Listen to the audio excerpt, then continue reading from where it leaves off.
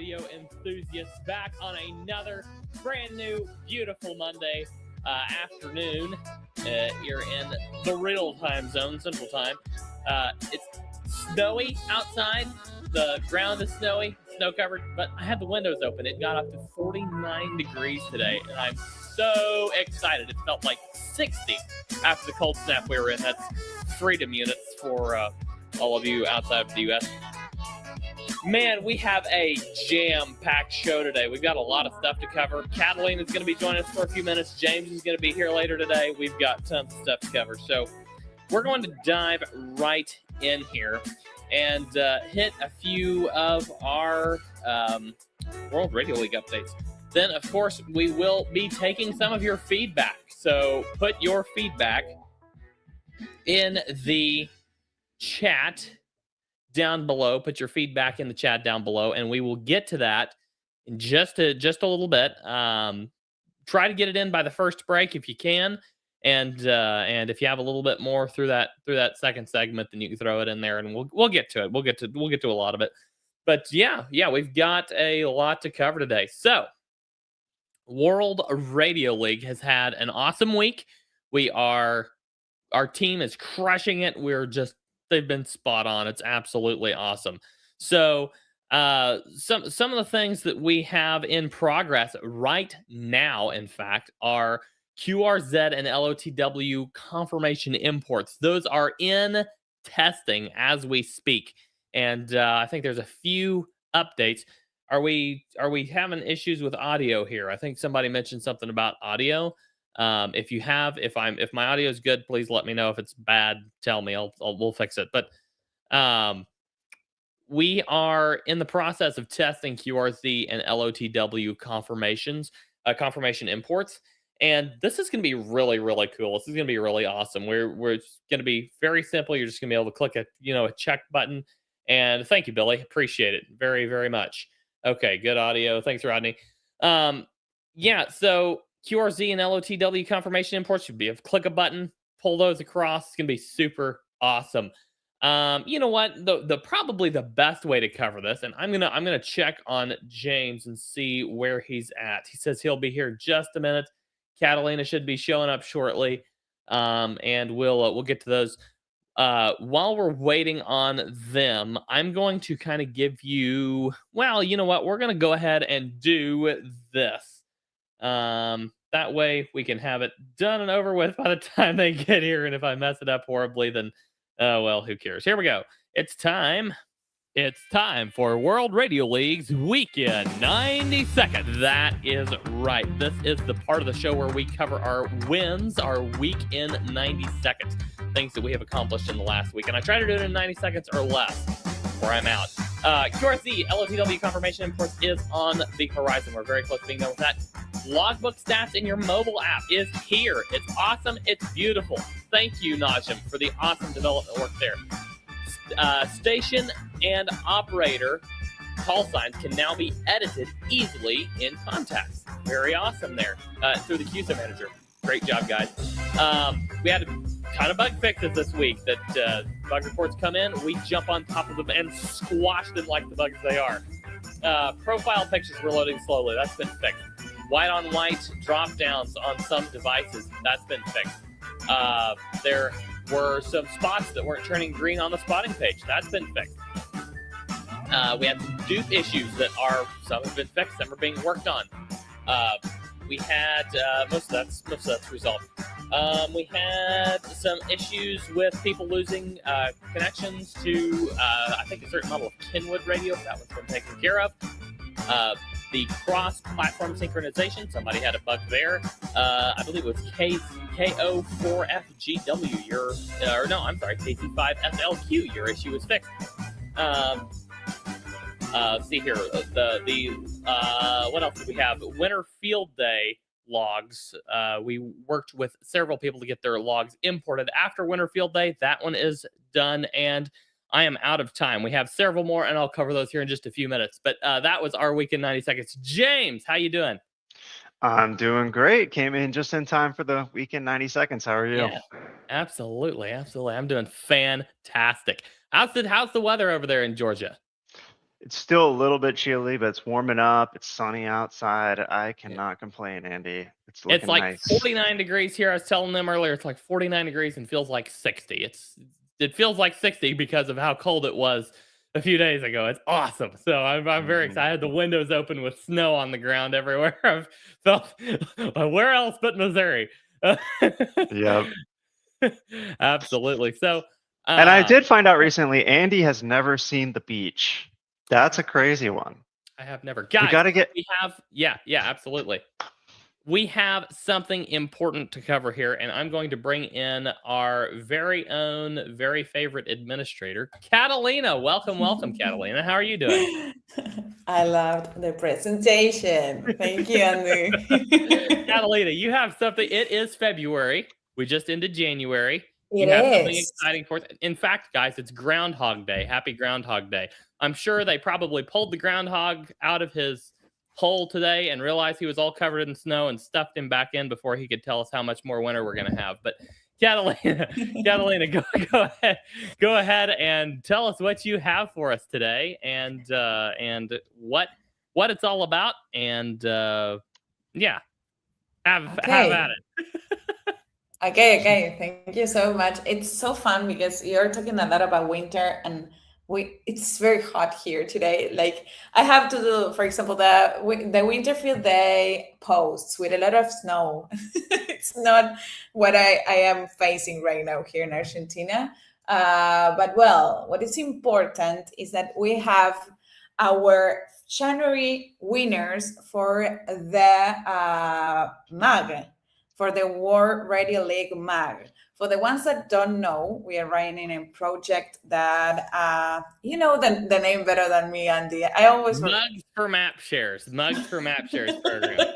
Max for map share. So you share a map, you win a free mug. So how this works? Whenever you share your map, your World Radio League map, of course, in social media, and you tag World Radio League, you are counting as a point. As if you share a lot of maps, you're gonna get a lot of points, and you're gonna get a free World Radio League map. So this is month after month. So we got our December winners. We are giving 5 World Radio League maps per month. And now we have our January winners for these mags. Awesome. This is the first Nice. time I am saving the post because I wanted to be this the first place where I announce the winners. So if you are one of these winners on this list, be sure and let us know down in the comments that you were here and tell and send your thanks over to Catalina. She's been working hard on this. Yeah, I'm counting. So okay, we have the first winner. But I'm sorry if I'm mispronouncing the last names, but it's Jeffrey Frischer. It's KA9CQP. He's a great user. We're already he shared a lot of maps. So I hope that you're here. You're a winner of the World Radio League mug. Then we have, congratulations. Then we have Howard Foreman, that is N4CRP, another winner. We have the third winner, Peter Chamala, that is KD9ZNA. We have Andreas Hunt, KL5PF. And I have the fifth winner, that is Sean Sutton, AG4UI. So those are the winners for January. I'm gonna contact all of you guys. I'm gonna send you a mail whenever I send these mags to you. So thank you so much, all of you, for sharing your maps on social media. It's so fun to see all your activations every day. I'm always trying to respond, but please don't forget to tag World Radio League accounts on Instagram, Facebook, all the social media accounts, because if you don't tag World Radio League, for me, it's very hard to find those maps. And absolutely. This is going on into next month, into February, correct? Exactly. Yep. So we're already started counting February maps. So you have another chance to win this mug that is beautiful. And yeah, I'm gonna post all this information on social media very soon and contact all the winners. So thank you so much and congratulations, all of you guys. Thank you so much for stopping by, Catalina, and sharing that with us. I know you've got to get on the road, but we really appreciate you coming by and giving us the winners. And remember, guys, share your World Radio League maps, your screenshots of World Radio League, tag World Radio League, and Catalina will make sure you're in the running for a beautiful, fantastic World Radio League Morse code mug. Yeah, also it's so good to see every personality because you're sharing different maps, different Yeah. colors. yeah. So Beautiful. it's great to see you. all I'm of trying you. a new style. You can see it on the wall behind me here. Ooh, Purple mugs like with blue pins on it. It looks really cool. I'm really liking this one. So If you I want to love see, it. here's This the is- mug that we're talking about. Yep. and I'll say too, we were talking about this morning, what happens if somebody wins again? We're gonna have to figure that out next month. We might have Yeah, to introduce absolutely. another mug. We might have to introduce something else because Tell if us you've already down got below this, how many of one kind of mug is too many if you're winning them. So let us know in the comments. if you want another Morse code mug, if you've already won one, maybe you can get one. But I would, if it was me, I would go for a different mug. But I'll drop a link if anybody wants to check out some of the stuff there. Oh, I can see that it's Wakes and Wings. He is one of the winners. So Oh, yeah. congratulations. Oh, congratulations, Waves and Wings. Oh yes, he is one of the winners. Waves and Wings, you have won yourself a World Radio League mug. Catalina will be in touch soon. Congratulations. Congratulations. Okay, so I'm so sad that I'm gonna miss you, but I'm gonna listen to you guys. All So right, you, well, Catalina. behave, if you get a continue chance sharing your before social media your maps on social media. if you get a chance before the show ends, you're welcome to stop back by, and hopefully you'll be with us longer next week. So we Yes, appreciate yes. you stopping by. Thank you, Catalina, very much. Thank you, 73, All right. everybody. Bye See you, bye. Catalina. Bye. So glad she was able to stop by. So, yeah, be sure and share your mugs. Tag World Radio League wherever you share it. Don't share it in any private Facebook groups because we're not members of all of them, and we have no way to check all private groups. But share them publicly and tag World Radio League so that we can get you in the running for your very own World Radio League mug. So, James, before you joined, I started out talking about this QRZ and LOTW confirmation imports. And then I went ahead and ran with the week in 90 seconds. But coming back to this, so this is in testing right now. It'll be very simple, very easy. You just click a button, and pull those confirmations across. It's gonna be really, really cool. So looking at timeline here, I'm thinking, what do you think? Probably next half a week we'll have that out. Probably next 2 or 3 days. I would say next 2 or 3 days. So and Terry has been so patient on this one, but this is a tricky one to get right. You have to think about the volume. You have to think about the volume of contacts that we're dealing with to make sure that this feature works. But I would say And I we're would be also dealing with the poor developer. I met with him last week over this, working on it with him, and he was about stretched to the limit with some of the outdated API situations he has to work with. yeah. QRZ's API is a lot better than It's pretty good. It's pretty good. Yeah. LOTW's is, that's for A sure. little old. Yep. Yeah, which by the way, we need to open up an API for World Radio League pretty soon. So if Absolutely. people want to grab some of their data and make some customizations or, build a Yeah. plugin or something, we can allow people to do Oh, that. yeah. It'd be very cool. Very cool. Absolutely. Mobile logbook stats. I'm going to pull this one up. You want to kind of describe a little bit of what's going on, and I'll pull up a screen share on this one, James. Yes, I am. This is one of the ones that I'm super, super excited about is the logbook stats. So if you can go and check out some stats about your operation or your logbook on the web view today, but there's nothing like that on mobile. And I don't want to overpromise or anything, but actually the one that we're releasing on the mobile app, the new statistics page, it'll be right there on your tabs with your logbook. The new statistics page on mobile is going to be even better than the one on web. We're actually going to have to catch up on the website after we get this release done, but it's going to have beautiful statistics. So I think you guys are going to love this. And it sounds like, Andy, you might even have a preview for people to take a look at. Doesn't I thought we had pushed it to production as this one. This one must not be through the app stores yet, but I'll show you on my beta version here. So this one is actually literally getting pushed through the release process right now. So if you're pending, yes, I believe it is. And someone mentioned too, you know what, we do have, sorry to go back to another comment. We do actually have some polo shirts. We could put them up on the site as well. Like we bring them to the Hamfest. Some of the folks I know have them from seeing us at Hamfest, but we could throw those up on the store as well. But yeah, I'm pulling up a picture right now of that. If you want to hit the go ahead with whatever you're going. Yeah, I wanted to come back to one comment here by K8FXY on the mandatory updates. We will try to avoid if updates not being mandatory in the future if they're not like too significant, because I know it can be kind of a pain. We are getting a lot of releases and a lot of updates, and sometimes it, you have to update too frequently. So we'll try to keep an eye on that for you. So sorry about that, but we do want to get the features out as much as we can, and maybe we can make some of the future ones not mandatory. Absolutely. And here we go.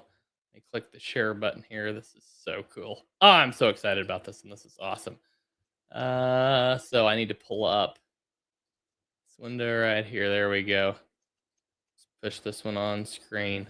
Take a look at that. Isn't that awesome? So what are we looking at here, Andy? Take us through some of the stats. This is the stats for my logbook for January. This doesn't include contests or anything like that, but 123 total contacts, 1 month operating time total, of course. Overall QSO rate was 0.2 QSOs per hour because it was stretched over a month. If this isn't like an activation logbook, that will be a lot more accurate. But we have the fastest QSO rate. So over an hour's time when I was logging the fastest, just general logging, not contesting, not activating anything, 23.5 QSOs per hour. You can see this breakdown of contacts per day. And when you're on the mobile app, you can actually scroll through this horizontally and look across each day. It's really cool. Longest contact was actually down by Catalina. LR1WWA, one of the worldwide awards special event stations down in Argentina. I think Catalina looked that station up, and she's actually pretty close to it, if I'm not mistaken. Average that one was 5,858.7 miles. Average distance 1,329.2 miles. Top 3 bands were 20 meters, 40 meters, and 10 meters. Top 3 modes: CW single sideband and FM. And wow, I did more CW contacts than I realized in January. That's cool. That's awesome. Wow, you did like more than 5 times the SSB of course, CW. I also did the NAQP SSB contest and Winter Field Day, and most of those were single sideband. But for general logging, I did primarily CW. Number of DX entities, you can see I worked 15 DX entities. I tell you what, the last day of January, I believe it was the 31st. It was either the 30th or the 31st. Was insane DX, even on 20 meters. It was crazy. It was That's so awesome. Cool. What's your favorite of those? What's your favorite one of all those DX? Like which one? That may have been the first time I got Haiti in the log. I'm not sure. That was cool. My favorite's probably Scotland. Being able to work Scotland from here is just so cool. And of course, got Canary Islands. I would say probably between Haiti and Scotland most likely would be my favorites there out of that group there. Of course Russia, Ukraine, those are always cool to get. Jamaica, they're not on all the time, but it was a really fun month. You can see the US states, I worked 31 out of 50 in 1 month. I finally started getting Alaska back in the log, so that was fun. I like got it in the log twice in the last like week or two. Nice. So really So fun. while this is coming out, so this will be out very shortly as soon as Very it gets approved by the app stores. What do you guys want to see? I'd love to see in the comments if anybody has, you'll get this one. This is coming soon. This is V1, Yeah. but we'll be adding a lot more statistics. So if you want to see some other stats or analytics, And let you us can know. click this. This is a screenshot. You can just click the share button right here and download it as a screenshot. But if it's like while you got it in the app, you can click this little I button right here and it will remove all those country labels and just show you like the flag and the number without having the country label on there. So that's really cool if you want to like make it a little more compact. But yeah, absolutely. Let us know down in the chat there. So James, that's not the only cool stuff we've got going here. We also just added the station and operator call sign fields to bulk edits in the QSO manager for clubs. So this is an awesome addition for clubs, and it's gonna make club management a whole lot easier, and it's just the next step in that march towards major club support. So we've got the question already. We've already got the question in the chat. We've only been going for 20 minutes. James, what say you? Where are we at status wise on the desktop app? Not to put you on the spot here, but No, hey, look, that's a great question, and we know how important it is. So we are about like the plan that we have now is we're going to push out about 7 more small features that are almost finished. So those are you're going to see a lot of kind of fast and furious features coming that are smaller. And then once we get those smaller things out of the way, we'll be able to focus a little bit better on the desktop app. You want me to rapid fire some small features that absolutely. Yeah, absolutely. I'm going to queue up some comments here while you rapid fire through those. Go for it. Yeah, so here are some of the quick features that you are going to get before the desktop app, and then we're going to really focus on the desktop app. So Andy talked about the QRZ and LOTW reconfirmations. Those are coming. We are going to be getting, has anyone ever noticed that on your map key, sometimes your map key doesn't quite work right? It's like everything's the same color, right? So we're going to fix that, and that's going to also come with a beautiful revamp of our map customizations. So you're going to get working map key, and you're going to get some additional options on map customizations. For those of you who are studying for your license, maybe Andy, need to get that extra license.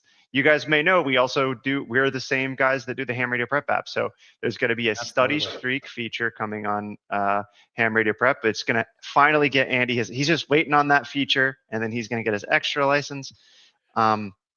We are going to allow you to send confirmation request emails. That is coming. Big one. So if you want to get contacts confirmed from other users, and we're going to do it in a nice way where it doesn't spam everybody's email. It's going to be very rate limited. We're going to show you which parks you've hunted and worked on the maps. So on those activity maps, you'll be able to see, okay, here's all the parks I've hunted. Here's all the parks I've activated. There's an issue with the confusion of FT4 and MFSK. So this kind of like, if anyone's done FT4 before, the actual mode is MFSK, so it shows up as MFSK. We're going to fix that. And I guess last big one I'll mention is the improvements that are coming to the mobile app map. So along with the statistics, you're going to get a nice, beautiful map update on mobile app. Those are a lot of the small things that are going to come, what we call mini features, before you get the nice big release. So yeah, let's dive into. I know some of the things one of the things we've been discussing internally quite a bit is, and maybe it would suit to kind of explain some of our thought process here. Let's dive into the confirmation request. How's that going to work? What's going to be the how are people going to tell what they have requested? You know, what's, you know, how are we going to keep track of all that? How are new users coming in going to be able to see what's requested, and how are we going to keep those from being like cheated confirmations where they can just basically just, you know, throw in anything. Oh man, I hope we don't have any cheaters in the chat right now trying to get some. None of you guys in the chat are trying to get some fake confirmations, I hope. No, I'm just kidding with you. I'm just kidding with you. Well, yeah, I mean, look, that's a great question. So, basically, you know, we're kind of prepping to release a lot of new awards, right? So you can imagine that, you know, maybe there's 10 new awards that you can win in World Radio League, maybe 50 new awards. And so confirmations are what really maintain that integrity, and you make sure somebody doesn't just go in there and start going crazy, entering a bunch of, you know, fake contacts.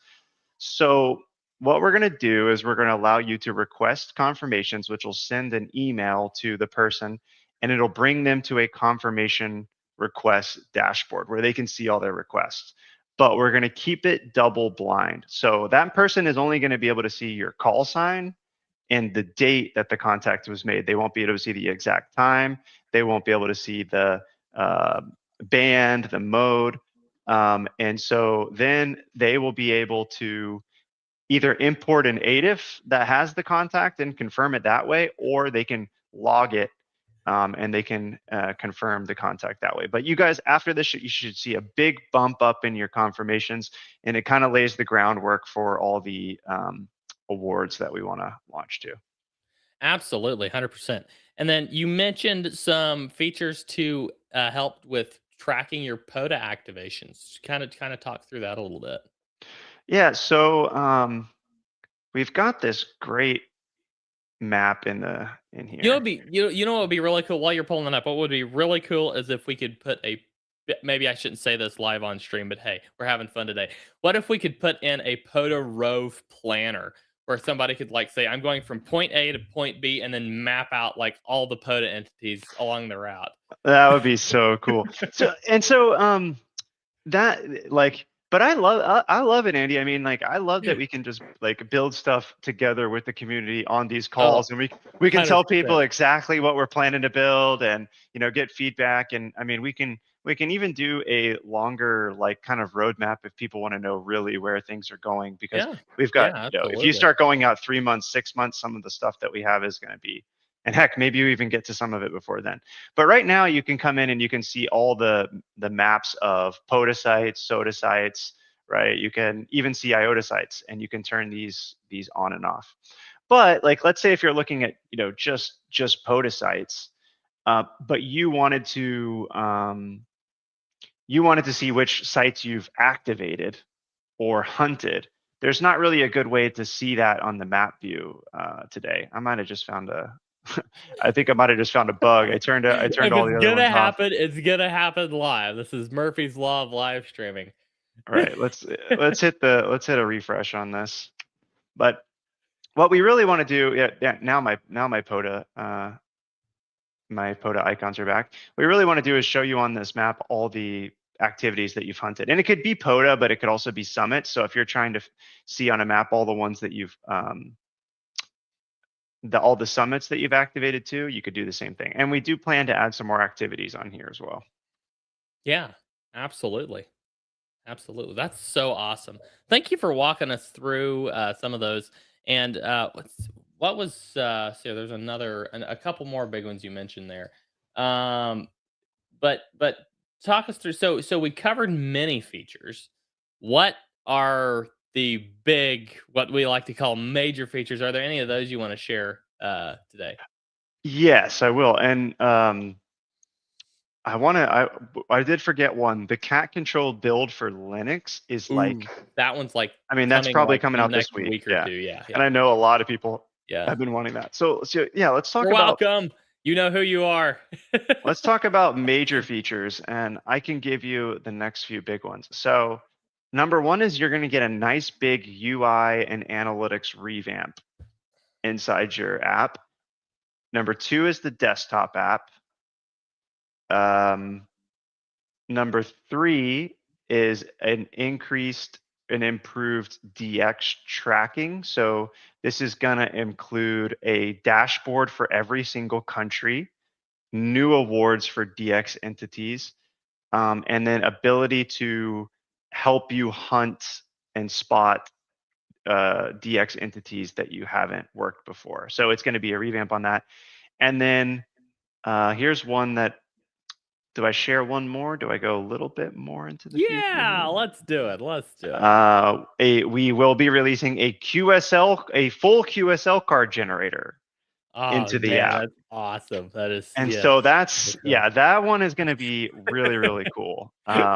So just straight from that, single contact view, and it'll also come with its own dashboard as well. You'll be able to send QSL cards either digitally or physically.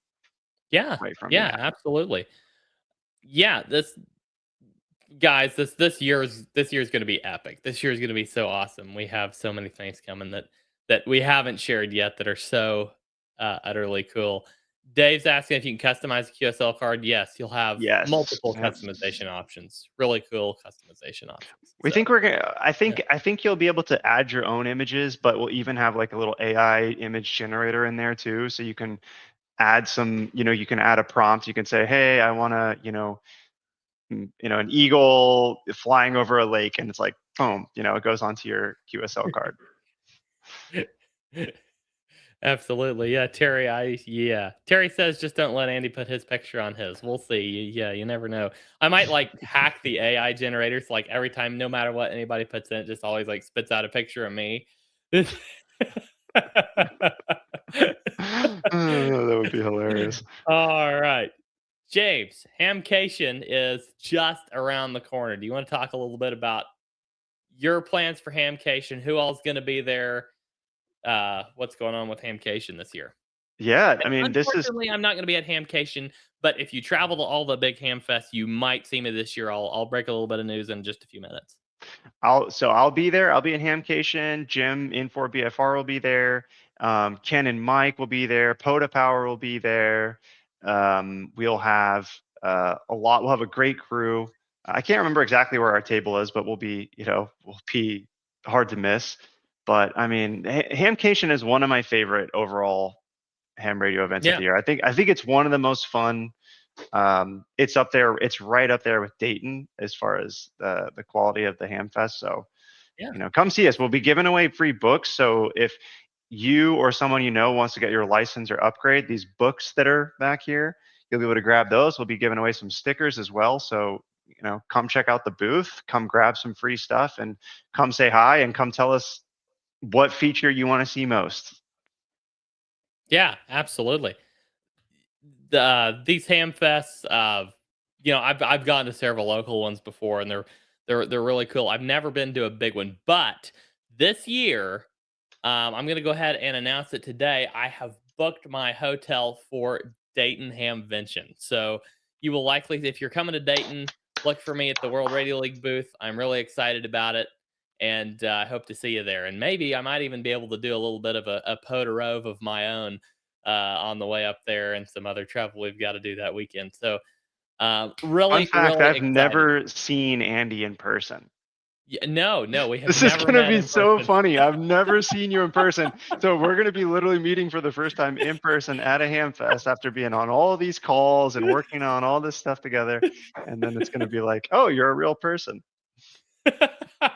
Yeah, I didn't know you were real. Yeah, absolutely. Yes, absolutely. I better not show up and it's just like a floating laptop with your face on it or something. Yeah. You better be a real person. If you see like a Tesla robot running around with my face on it, you'll know that. Yeah, it was me the whole time. So we're gonna go ahead and go to a break, and when we get back, we're gonna cover something. James, you're gonna be with us through the break, aren't you? I sure will. All right. Once we get back, we're gonna cover some of your feedback. Don't go anywhere. We will be right back.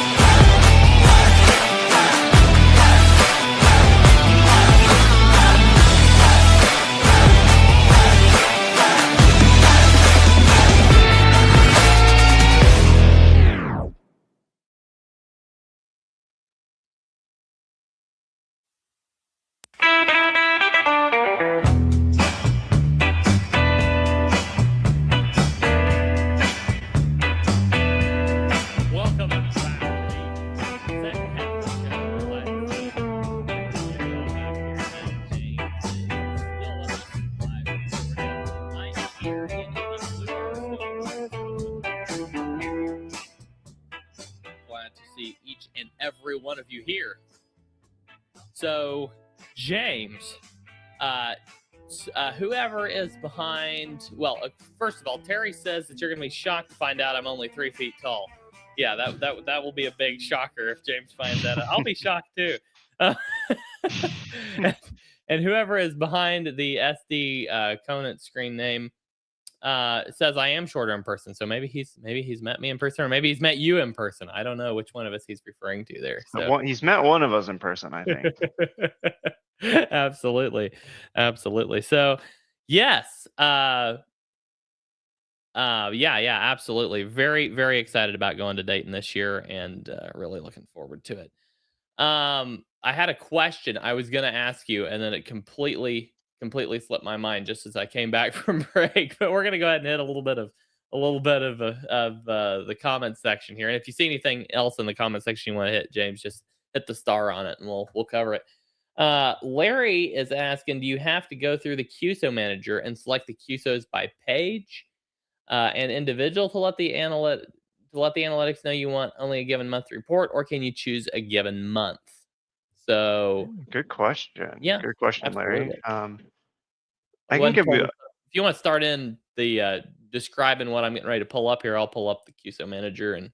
Yeah, so QSO Manager is also just a way to see all your QSOs in one place, right? So if you let's say you got 10 logbooks, maybe you're and you can use your logbooks every way you want. I know some people like me and Andy, we like to divide our logbooks up by like activations, contests, different events.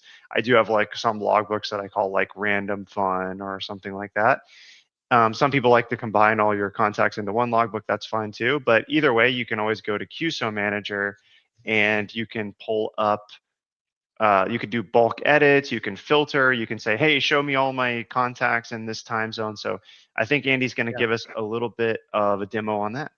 Yeah, I think what he's asking about is how to filter by a month, and we have had a few issues with our date picker here. Most of them are resolved. I just noticed. I think we still got just a little bit of a hang up, but basically you can go in here, say you want to get January, you select January 1st, and then through the 31st, and then it just filters all that out for you. And now you can hit select all, and then do whatever bulk edit option you want to do on that. So yeah, and it doesn't just have to be a date filter. You can also go in here and grab any of these filters, filter it by whatever you want to filter it by. I made 335 QSOs in January. That's crazy.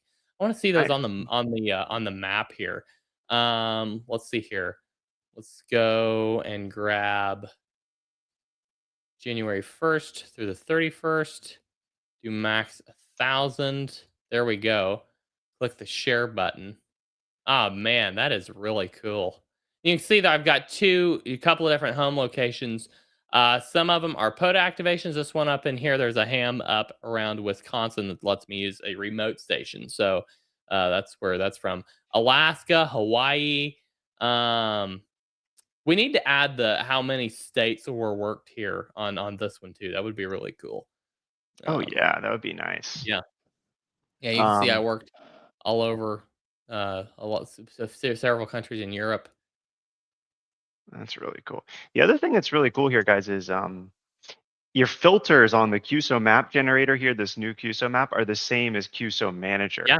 So if you wanted to, let's maybe show them, what if you wanted to do only your 40 meter contacts? Let's see how many 40. Oh, only 40 meter? Yeah, absolutely. So there's your confirmed contact. So yeah, in January, confirmed in January. So if I do 40 meter in January, I don't think I've got very many. Yeah, very few 40 meter in January. Right there, you can see the ones I've got.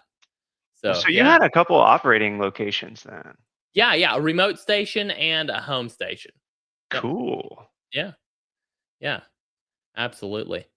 Let's see here. That one was, yeah, I did work Arkansas on 40 meters. Arkansas is hard for me to get because it's so close, but 40 meters can pull it off. So that's interesting. I worked some of the same stations from both sites. That's really cool.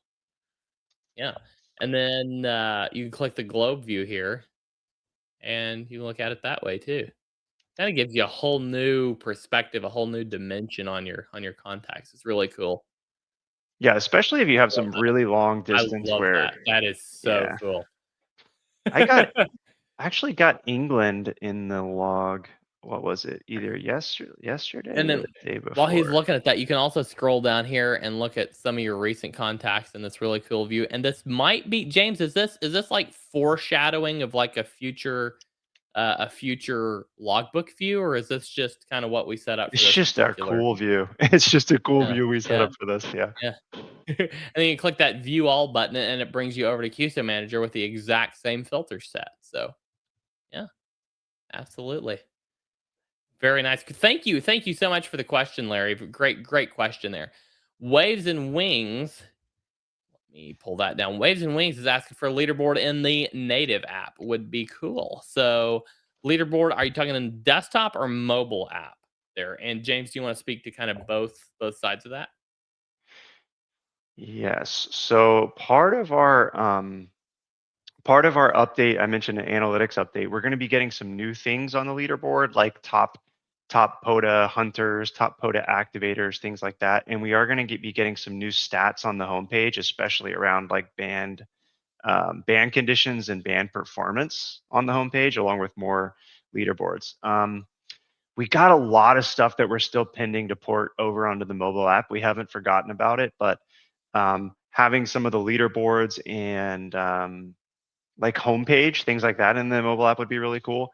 And the other thing that's really missing from the mobile app today that's going to come is the contests, like being able to see and enroll in upcoming contests. So um, before you get that, you're going to get something on the mobile app that Pepe has requested, the mobile app logging templates. So that is specifically, it solves a lot of issues. It makes it easier to do contesting, but it also, like for Pepe, he doesn't care about US states, right? So he wants to remove that. So it's going to give Pepe and other folks like that some. Yeah, yeah, Um, because in Europe they don't, and here in the US we exchange state on a POTA contact. Well, in oh Europe yeah, they exchange, I believe, like first name instead. So yeah, that'd be very cool. Once we get that set up. So great question. Uh, we've got Thomas saying he'd love to see filtering on stats to filter bands, modes, dates, etc. That's a cool idea. Filter down your yeah, that's a stats. cool idea. Yeah.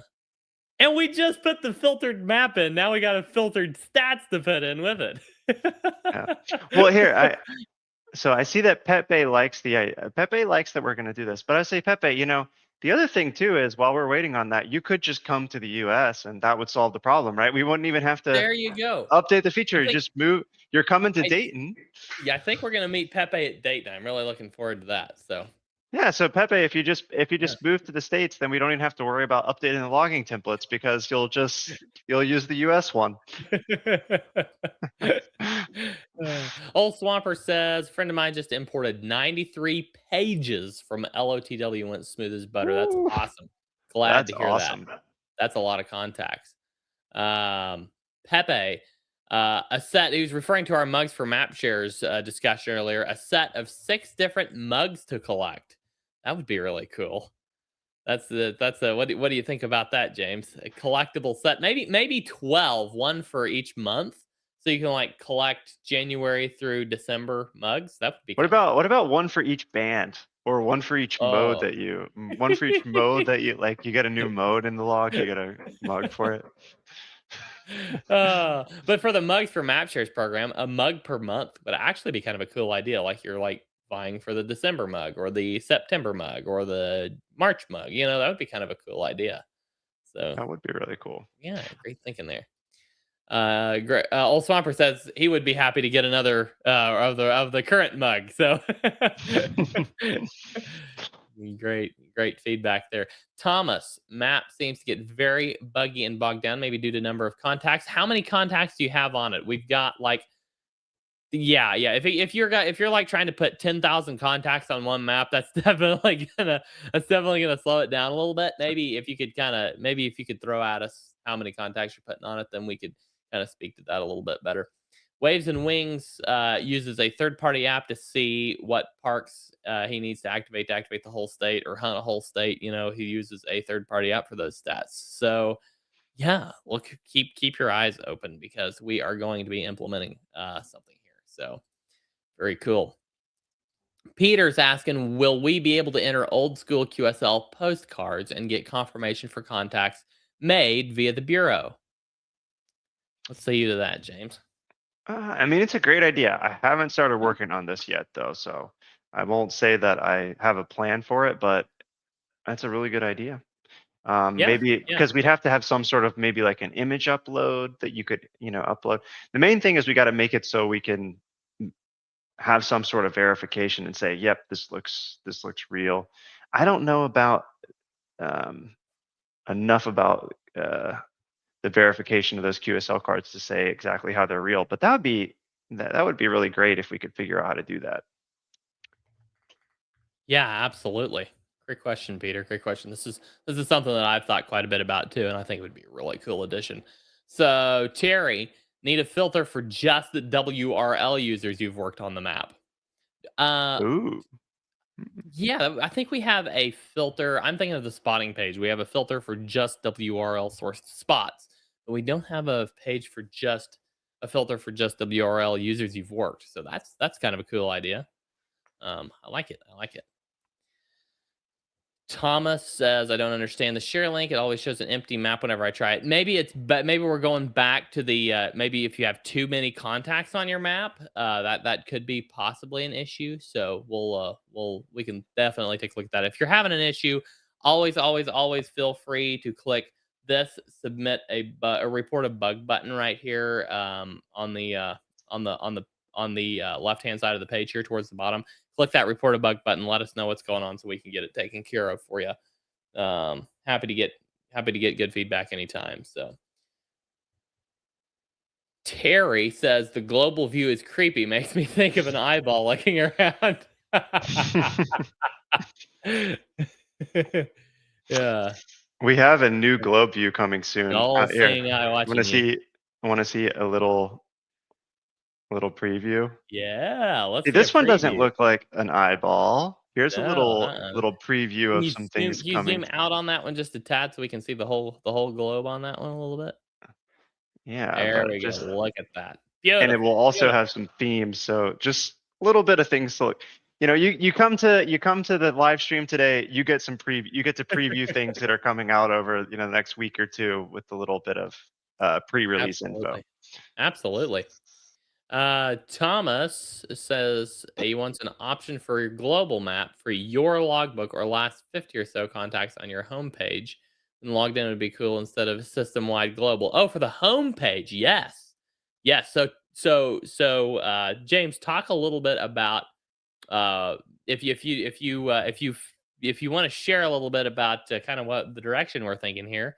You want to go ahead and throw anything out here? Any teasers here? Yeah, I would love to. I would love to. So look, we've got this great homepage today, but this homepage actually has pretty much been the same for more than a year. We've Here, been working let me on. put it up on screen here. There you Yeah, go. we've been working on this homepage. This homepage has been pretty much the same for more than a year, so we haven't really done any major revamps to it. So we do have some revamps coming to this, but part of those revamps is actually making this a little bit more like a dashboard with widgets. So we're looking at. I might even have some Cool. initial designs I can show. We'll see if I can pull some things up. But there's going to be a lot more widgets and things you can choose from on your homepage to really make it beautiful. So stay tuned on that, guys. But we're due. It's been a while since we've updated that homepage, so I think we're due for one. Absolutely. Oh, looking forward to that. That's extremely cool. Let's see here.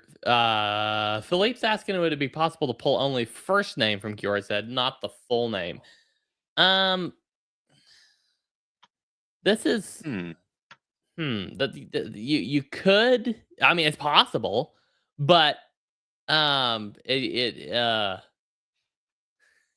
just thinking about this one, I don't see a lot of people wanting to restrict it. But if you're like talking about for POTA, like we were talking about earlier, so you have like that exchange information, absolutely we can absolutely consider that when we're putting together those international POTA templates. that would be pretty easy to implement. So great thinking there. I like that. And I think Peter might have missed our demo a few minutes ago on narrowing the map to a time frame. So I'm just going to go ahead and show you one more time. This is recent here. This is a recent addition. So it's, we'll have a video out on it soon, but this is really cool. You could go over here to your filters here. I'll pull January. You just go over here, select January the 1st. And then, whoops, don't need to do that. Go all the way down to the 31st. Just click the last date and boom, filtered it by the month. So Very nice. very cool. Great work, Colin. He did an awesome job on this one, on putting this one together. Great work, sir. If you're watching, awesome work. Peter's asking, he threw out a kind of a cool idea here, a jigsaw puzzle of your contacts map. That would be a hard puzzle. That'd be a hard puzzle to put back together. Yeah, but you can kind of see like a digital, like they have like apps that have like jigsaw puzzles out of your pictures. It would be kind of cool to like save your contact map as a picture and then turn it into a jigsaw puzzle to put together, and like in like your app or whatever. That'd be kind of cool. But anyway, we could make a jigsaw puzzle of you, Andy, with a WRL theme, like the thumbnail. That would be pretty good. They could put together the pieces of the hat. And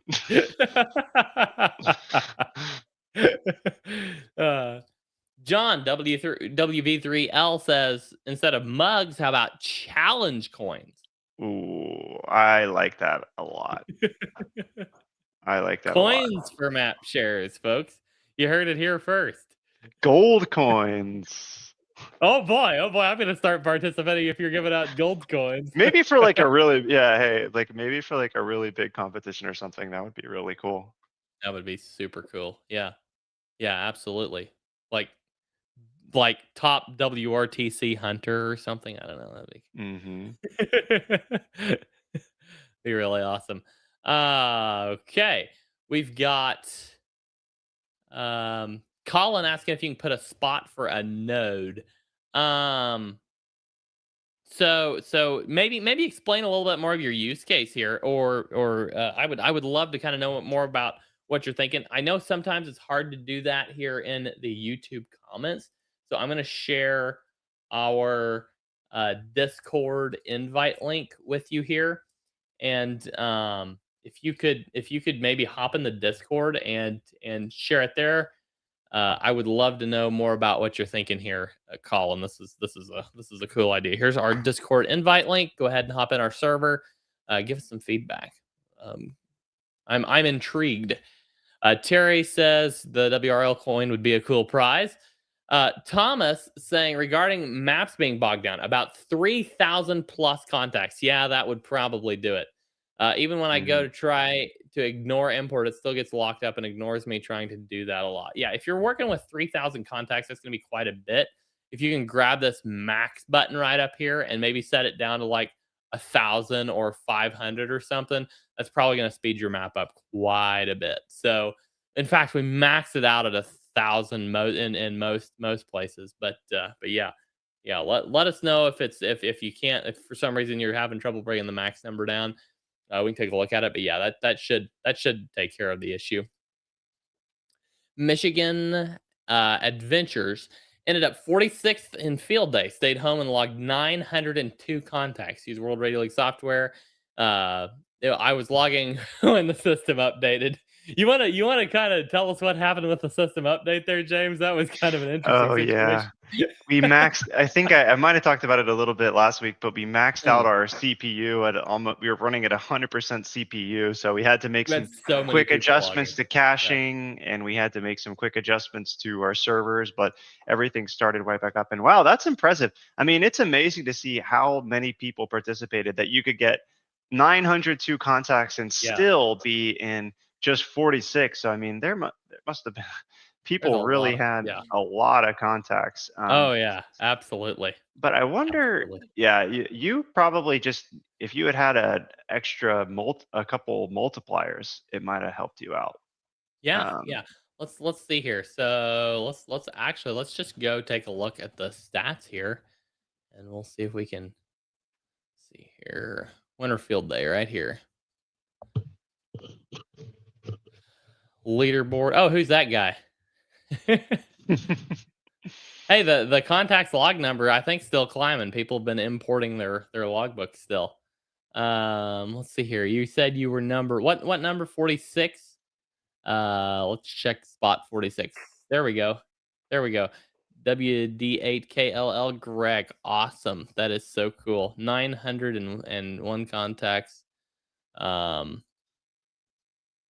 Or actually maybe it was 900 and 800. Anyway, there we go. 902 QSOs, 894 points. Yeah. So it looks like if you could complete a few of your objectives, that would bring your. I don't know if you operated any of these objectives. Did you make any did you make contacts on multiple modes, or did you operate for 6 continuous hours? That's a good multiplier. Or 6 different bands. If you check those, you might find yourself closer to the top of the leaderboard. That's a lot of contacts. And my guess is the reason you've got more QSOs than points is because you may have logged a few on some of the work bands. We had a few people do that, so whether that happened or not, let's see here. There's 2 bands worked. I don't know how many bands you worked. If you worked at least 6, you can check a multiplier there. But yeah, awesome work, Greg. That's really, really cool. That's super cool. We have Najam, who just has entered the chat with Najam. Najam is a senior, I would say even principal developer and architect on the team. We're going to try to get him on one of these streams, but he does some of the coolest stuff, both from some of the new UIs that you guys are seeing coming out, but he is also responsible for some of the big architecture decisions that you've seen. Everything from database optimizations, caching, structure, queries, and some of the really tough work like online offline sync. So absolutely, we are excited for those new features coming out, Najam, and we're gonna have to get you on the streams to talk to the people one of these days. Yeah, absolutely. Very cool. Very cool. Jim, yes, you can join our Discord. I posted the Discord join link just above there. I'll post it again. If you have any issues, let me know. Yes, Joel may have missed our Linux announcement. You want to go ahead and yeah, the Linux Terry, build. Yeah, Linux build for the cat control app is like almost done. So yeah, you guys are gonna love it. It's absolutely. I'm not gonna do the foot eating. Somebody made it in the chat earlier. They, if I make the promise about the foot, eating my foot if a feature doesn't come out in time, I'm not gonna have any feet left. You only got 2 feet. I used the foot when we were launching the block icon and it worked, right? So I'm not gonna jinx myself, but it's gonna come this week, Joel. So stay on the lookout. And Terry, I believe, yes, you hopped on a call with me and Surafel, one of the other developers. But yeah, to Terry's point, if you're having such a major issue that we need to get you on a call with myself and a developer, or James and a developer, we can make happen whatever we need to make happen to get your issues resolved. We have done all kinds of stuff before to make sure you guys are taken care of. So and I'll show you guys too. This, I know you already showed it once, but I think it's a lot of people don't know. Like if you come and you report a bug on the report a bug screen, so if you go into the app and you click report a bug, there's a flag on the mobile app that does the same thing. You can enter your information about any issue that you're having. We respond to all of those. So we will make sure that if you're having an issue, we always solve it. And to Rodney's point, Brad is one of Brad K4AZE is one of those guys behind the scenes solving bugs and helping you guys out.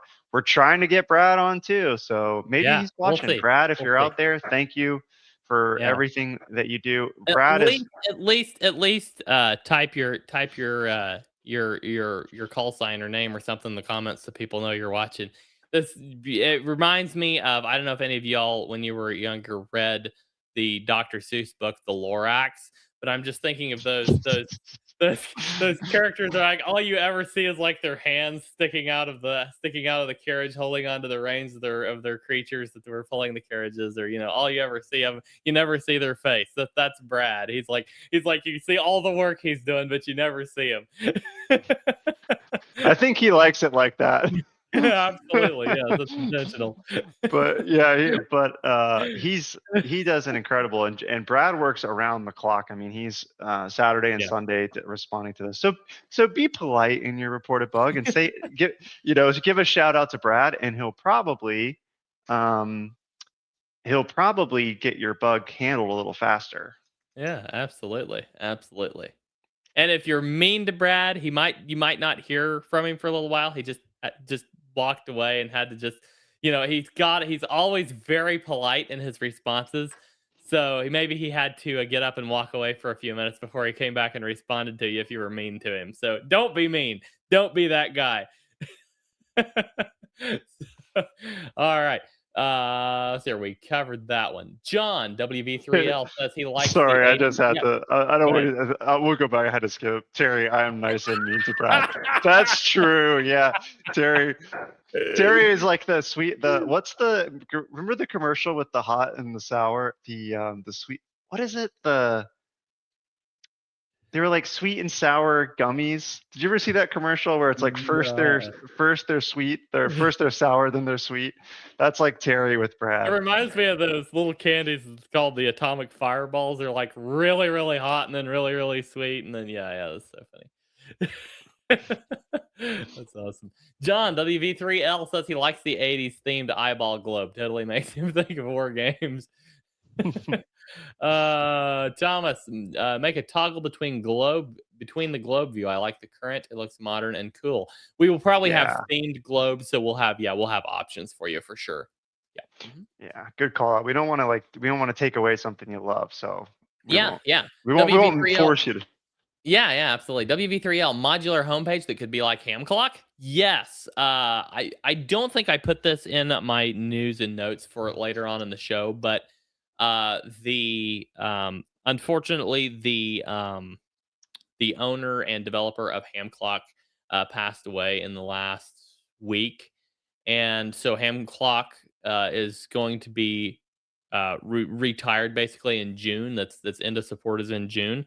So I mean there are we are considering some things, but James, I think you spoke a little bit to some of that earlier, but nothing definitive that we're going to share designs with you yet. But maybe in the future we can kind of share some sneak peek designs, in the coming weeks of kind of some of the stuff that we're looking at. So absolutely. Yeah. It's been something we've been wanting to do for a while, but we've been focusing on some other areas. But I think having like a modular display of your map, your most recent contacts, some spotting, solar conditions, I think we can spin something up for you guys. Keyword modular. Yeah, absolutely.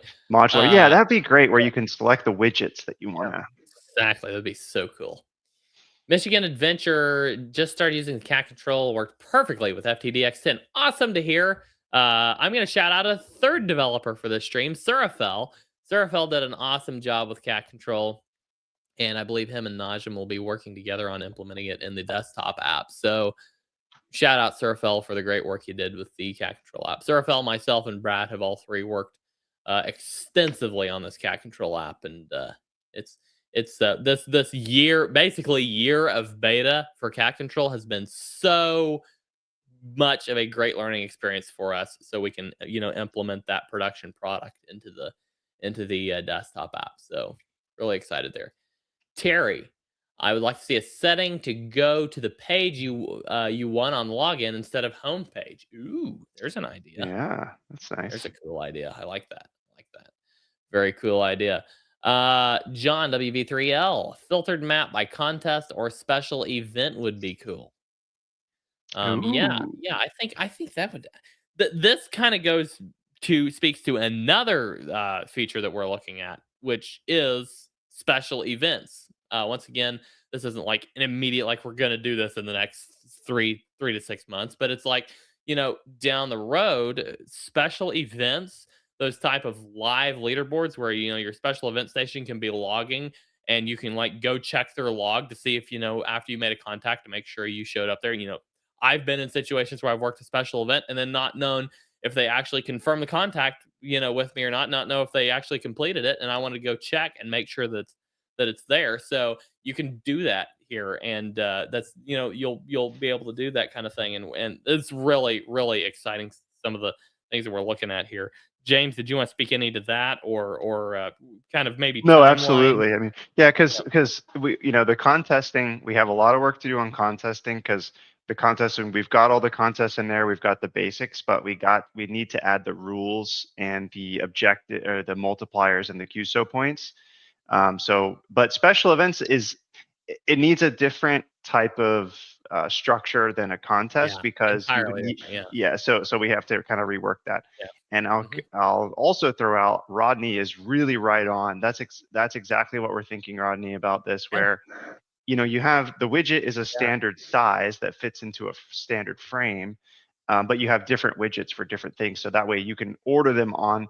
And I think that probably the map will always be kind of the biggest object on the screen, but you'll be able to change what you want to display on the map. Yeah. Yeah, absolutely. I'm starting to wonder if we have like somebody hacking our calls, or like they're like listening in on us.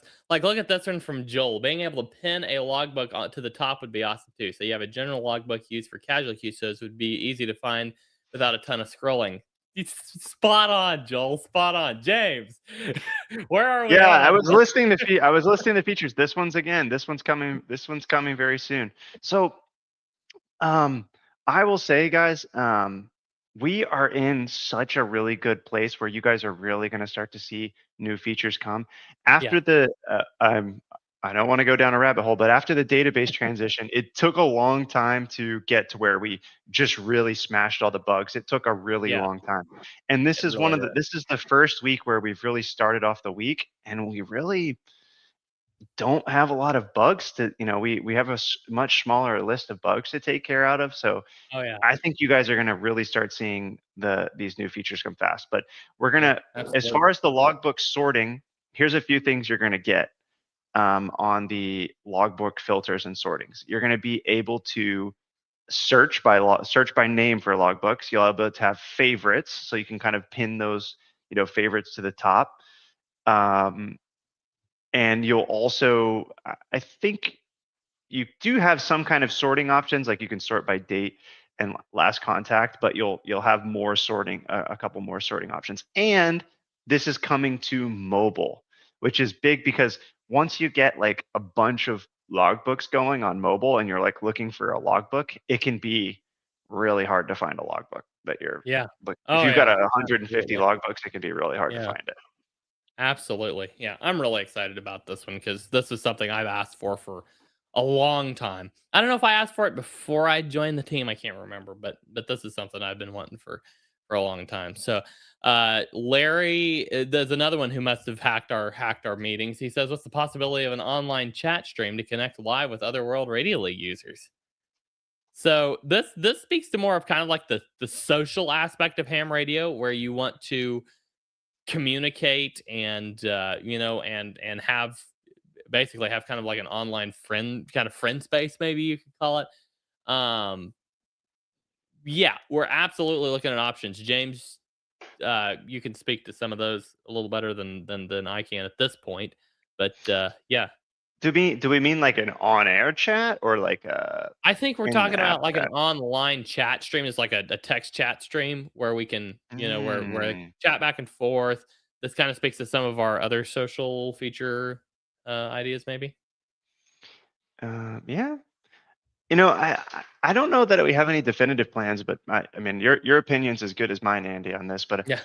I do think, like, I thought about, like, we're gonna be working in clubs, so there's gonna be support Mhm. for clubs within World Yeah. Radio League, where you have different Yeah. A clubs. text So I chat could amongst your club members, that would be so cool. yeah, I could see where Yeah. a chat for a club would be really Yeah. good, and that means Yeah. that's gonna include online clubs too, Oh, yeah. because Absolutely. now and Shout out Jacob, AI5 XR with your Nemo Radio Club. Yeah. yeah. Online club. So I mean, you could have today in 2026, local ham radio clubs are super important, but you can also start a online club, and we're Yeah. going to have all that right within WRL. Yeah, And like absolutely. today when you create a club account, you have to log into the club account as a separate account. But once we really integrate the clubs fully, we'll have everybody that's an admin on the club account can just log in with their regular account and switch into the profile of the club, so that Yeah. yeah. Yeah, I absolutely. got a little bit off topic there, but Yeah, hey, yeah, for sure. we're talking future features, so Yeah, absolutely. Ulsoft says on the Discord. Yeah, absolutely. We do have the Discord too. So, but like for communicating between like specifically between members of a club or something would be really cool. yeah, Andy, Uh, you got me into Discord. I was not a Discord guy. I was like so bad at Discord, and just like I didn't get it. And like now I'm still, it's not like I'm good at Discord. I'm like a Discord newbie still, but like, I get it now. I'm like, yeah, Discord, it's great. yeah, absolutely. Just in case says, is there a reason that the globe view not drawing lines to all my contacts? There are orphaned red dots without a link. Maybe send a photo through a screenshot through as a bug report. So we can take a look at that, a screen recording or a screenshot. We can take a look at that because that shouldn't be happening. But there could be like if you have like a home station that's not that you didn't set the location for, like an operating location you didn't set the location for, that could be what's causing that for sure. So that's a pretty common cause of that issue. Thomas says World Radio League should sponsor a contest. Contacting World Radio League users is worth more points. Confirming with WRL to WRL as a multiplier could drive more visibility to WRL. That's really cool. I like that idea. We are working on a self-hosted contest. Some rules. We aren't going to announce any of those rules or time frame yet, but we are working on some things, and we're also working on this year. As you know, this may speak more to our U.S. audience. I don't know how interested everybody around the world will be in this. This year is the 250th birthday of the United States, and we are working on a special award for that. So we will have that announced. It will be retroactive back to January 1st. However we set it up, we will announce that in the coming weeks. It's going to be really cool. So I'm yeah, super excited for that. absolutely. Larry says, why does it show 2025 under the date range area? Which date range area? I think we're talking about. Let me go back. We still had Greg's leaderboard pulled up here. Yeah, Let did me we? go back to ISO map. Did Let's see here. So if I go from here, nope. That's not what I wanted to do. Let's go back to today. I'm going to pick January 1st. Ooh, that's weird. It says 26 up here, but it says 25 down here. So we'll look at that. It's 2026, but we'll look at why it says 2025 here. Absolutely great call out. Thank you. nice catch. Awesome Yeah, call. very good catch. Yeah. It got a great attention to detail there. Yeah, for sure. So somebody's having an issue getting into the Discord. Maybe send me an email, andy@worldradioleague.com. I'll make sure you get in. We had an issue several months back where we went through and I think we had to kick some users that weren't complying to like the naming convention. We've changed a lot of things since then, but we may still have accidentally left a couple bans on, so I can get you back in if you want to come in. That's totally fine. Terry's asking, why is there not a page with World Radio League staff bios? There is a page with some of the World Radio League staff bios.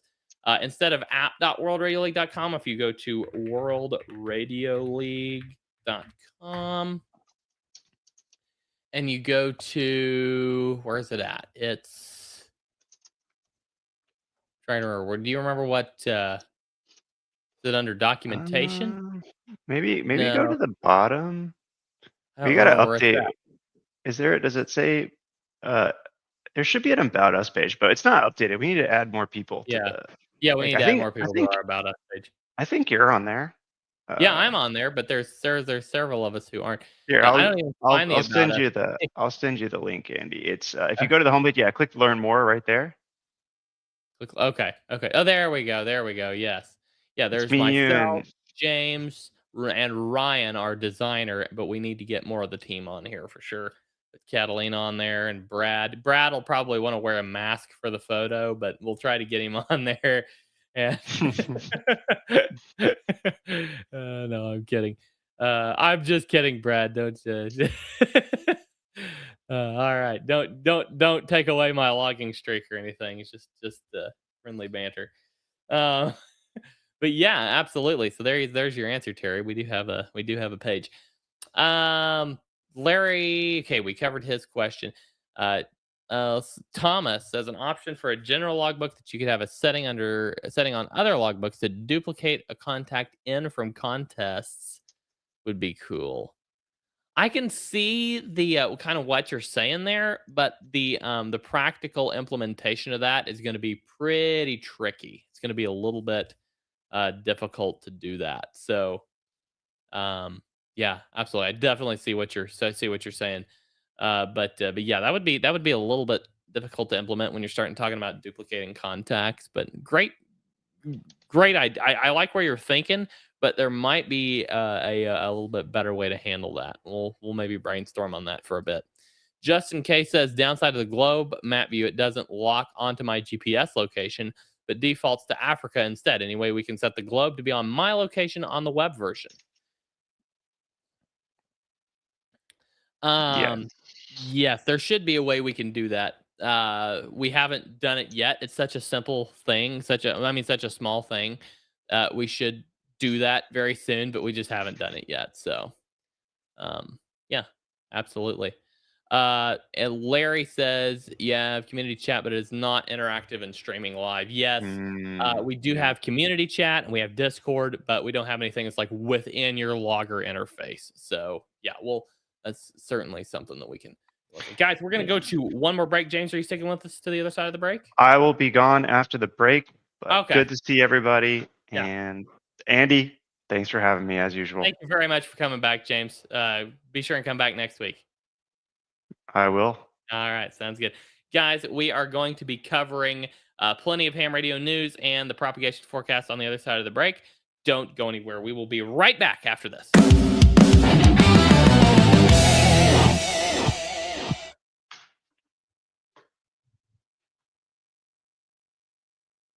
Are you ready to ditch that 90s ham radio logging software and upgrade to something from this century? Well, now you can. Welcome to a brand new era of software in ham radio, World Radio League.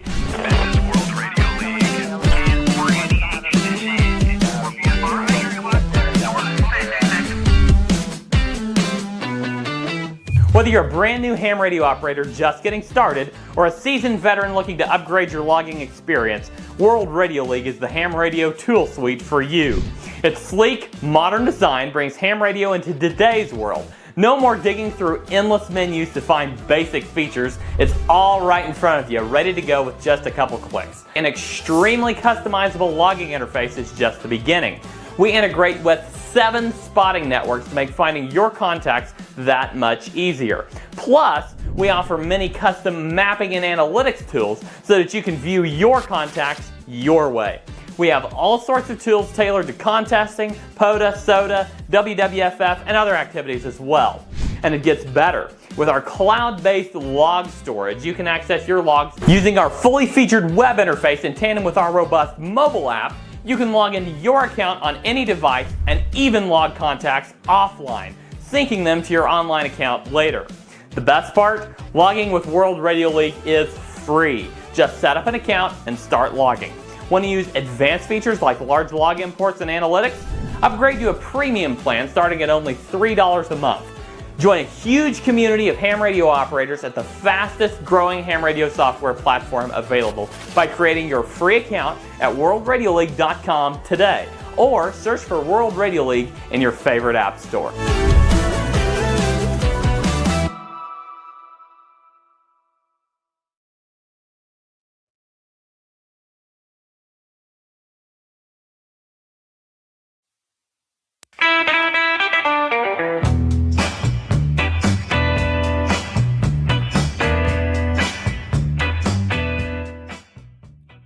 forget, folks, join us February 13th through 15th, 2026 in Orlando, Florida for Hamcation 2026. James and Jim will be there. Several volunteers will be there. It's going to be really, really cool. So I will not be there, unfortunately, but maybe we can figure out a way to beam me in for a few minutes or something via the interwebs. Great to see everyone who stuck with us. Guys, we have a lot of news to cover. Hams mark the 96th anniversary of Pluto's discovery. A special event station, Whiskey 7 Papa, will operate from the Lowell Observatory area from February 14th, Valentine's Day 2022. I hope you have your plans all in place for Valentine's Day because it's coming up before you know it, guys. Don't forget Valentine's Day. You had best make your plans now. All right. So from February 14th to the 22nd, 2026, to celebrate the 96th anniversary of Pluto's discovery and count down to the 100th anniversary in 2030. So this is a super interesting event, and there's a lot of cool information here about this. So amateur radio operators will be on the air using the special event call sign Whiskey 7 Papa from February 14th through the 22nd. Pluto was first observed at the Lowell Observatory. They will be operating from the Lowell Observatory. It was first discovered there, and it wasn't there, but it was discovered from there in 1930. The event is part of a multi-year, decade-long countdown to the 100th anniversary in 2030. In other words, they started this countdown before I was even a ham. Before I was even, see here, that would have been before I was even, was I driving in 2020? I don't know. My brain doesn't do live math that well. Yes, I was driving in 2020, but only by about a year, or two, I suppose. So annual operations each February leading up to that milestone in 2030. Operations are centered at Lowell Observatory in Flagstaff. That's the historic site where Clyde Tombaugh, something to that effect, discovered Pluto. Operators will be on the air from the observatory grounds itself, giving contacts extra significance for both history and location. But because Flagstaff sees heavier winter snowfall, some operators may also transmit as Whiskey 7 Papa Stroke Papa from other home stations in and out of the state to ensure solid on-air presence. Terry says he was not present at the discovery. Yeah, that was about the time I believe Ronald Reagan spoke about the time that he remembers the day when the reporters would run into the news stations yelling, "Stop the chisels." So so yeah, Terry, I didn't think you were quite that old, but you never know. The event is organized by the North Arizona DX Association, NADXA, and they plan to host visiting ham operators. You can contact the coordinator, Bob, November Foxtrot 7 Echo, NF7E, in advance to join the operating schedule. That would be very cool. This is really cool. A personal connection is that Doug Tombaugh, November 3 Papa Delta Tango, the nephew of Pluto's discoverer, Clyde Tombaugh, will be part of the operation and enjoys making contacts with those familiar to his uncle or Pluto history. So very, very cool information there. During the event, operators plan to be active using common amateur modes such as single sideband CW and FT8 from a variety of transceivers. Mentioned were the TS590, the Elecraft K3, and the Yaesu FT991. Pluto was first discovered on February 18th, 1930, by Clyde Tombaugh, and was a landmark, astronomical in the literal sense, event. And this special event gives amateur radios worldwide a chance to celebrate and make contacts in honor of that discovery.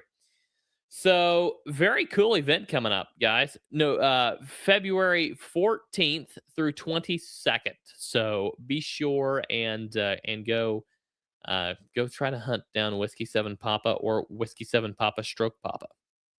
Really fun. The annual AM Rally operating event. This one's running from February 7th through 9th. This one's coming right up, guys. February 7th through the 9th, 2026. Invites everyone on air using amplitude modulation on multiple HF bands. The AM Rally is an annual on-air operating event that encourages amateur radio operators to get on the air using amplitude modulation.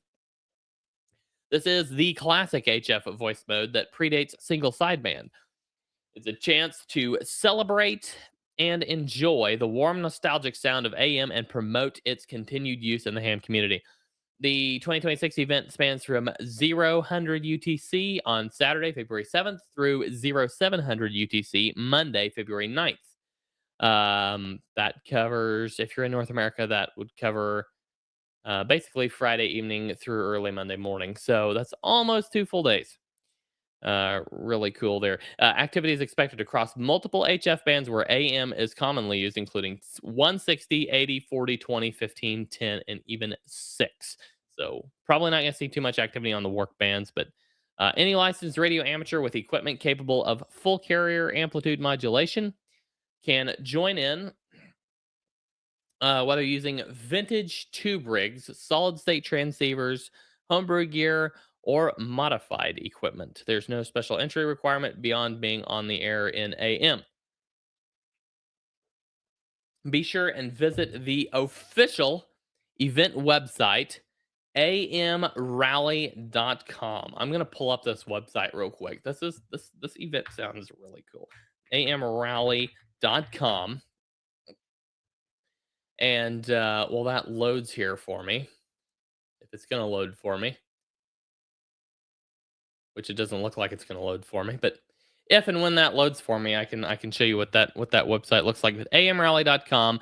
It does provide some details on operating procedures, power categories, rig types, adjusted frequencies, and it's also a good resource for newcomers to AM wanting tips and guidance. AM was once the primary voice mode on HF bands instead of single side bands, so that's cool that they're putting together this really awesome event. There are often certificates or acknowledgments available for those who make contacts during the event. Check amrally.com or QSL details. It's not a contest per se, but many enjoy collecting these and logging QSOs in AM for personal awards. We're going to try to get this event kind of plugged in. It's if we can kind of nail down the all the details here, then we will likely put this event into World Radio League. So feel free to log those there. It's a really, really cool event. But yeah, amrally.com if you want to find more information here. And I think the website, nope, that's not the correct website for some reason. Let me try it. I'm going to try loading it one more time. amrally.com. I'm going to try pulling it up one more time. If it doesn't load this time, then we'll give it up and move on to the next story. But yeah, very cool. Peter, we will absolutely get to Artemis 2. That's coming up here in just a couple minutes. I'm going to talk Artemis 2. But yes, Artemis 2 is a big thing to talk about. I've got like one more news story to cover before we hit Artemis 2. And then once we hit Artemis 2, we're going to be talking Artemis 2 for a little bit. It's really super cool. But before we get to our next news story, I do want to talk. This is a news story in and of itself, so I'll go ahead and mention this one. Unfortunately, the AM Rally page just doesn't want to load.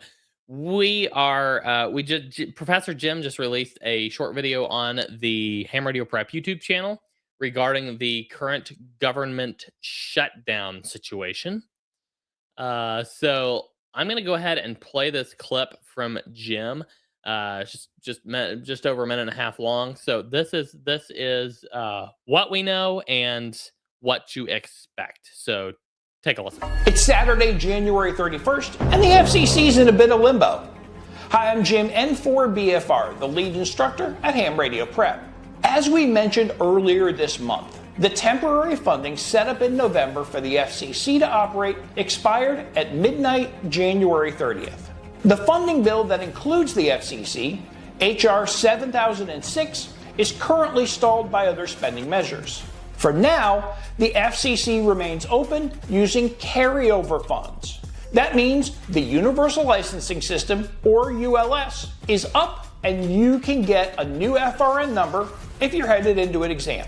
News reports suggest this could be resolved by Monday night or Tuesday, provided things don't take another unexpected turn. Hopefully, once this is settled, we'll be good until the end of September when the next federal budget cycle begins. Our advice for this weekend, get your FCC business done while you can. New licensees, go ahead and apply for your FRN number. That's the FCC versions of your Social Security number. You'll need that to take your exam. Renewals. If you're within your 90-day renewal window, go pay your $35 now. Records. If you need to print an official copy of your license, go download that PDF. Follow us for more. We'll let you know as soon as things change.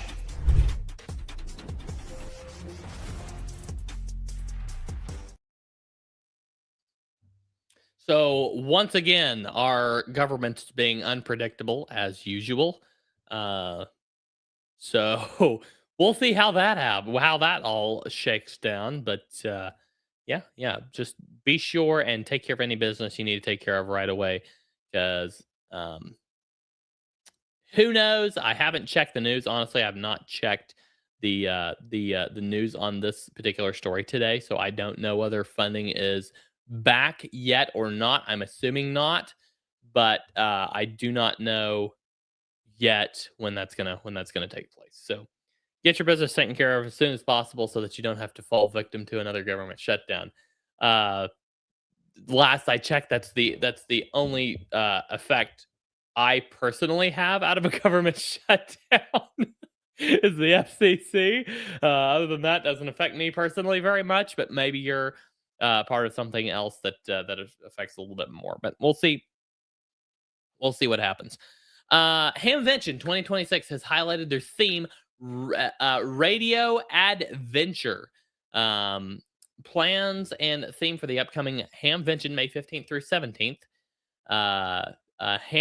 Radio Adventure. The concept the organizers chose to highlight the exploratory essence of amateur radio.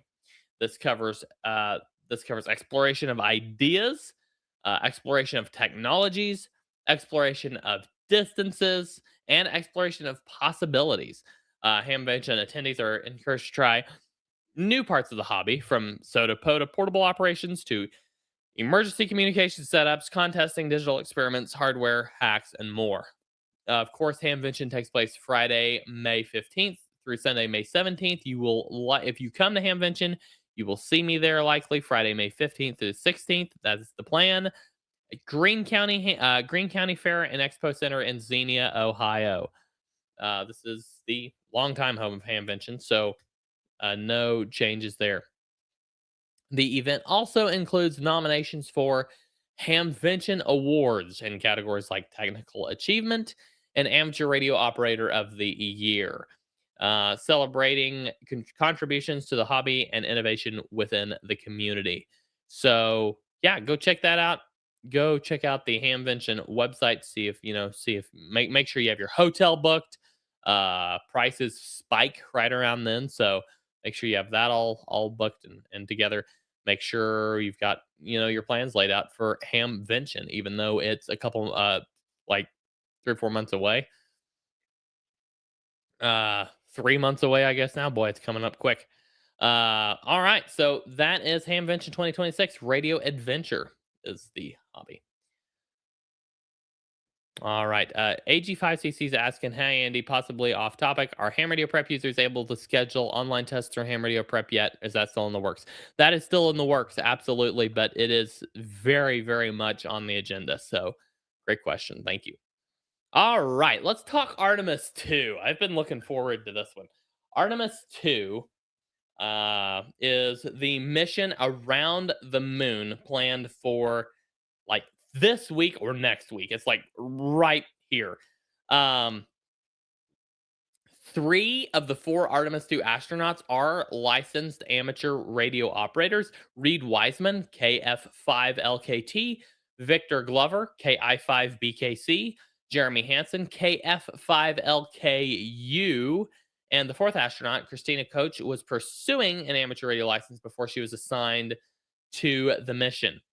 In a lot of International Space Station missions, ARIS, the amateur radio on the International Space Station, licensed crew members used their ARIS would set these events up where licensed crew members would use their gear to talk with amateur radio stations on Earth.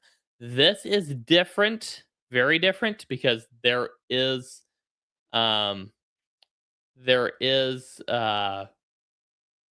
gear on the ISS. So that's like, it's like permanent gear installed on the ISS for ham radio. There is not permanent gear installed on Artemis 2. I talked to somebody who has had a lot of experience tracking these missions earlier today, and he said he almost guarantees there will not be a ham radio taken aboard Artemis 2, but there is community hope that the crew might take a radio with them to try to make contacts from lunar orbit. That would be very cool, very awesome. If anybody from NASA is watching this, please send a ham radio with the crew of Artemis 2. But yeah, I don't think it's going to happen, but it could. Keep that possibility out there. NASA's Space Communications and Navigation Program. This is where this really starts to make sense, where amateur radio operators can become involved.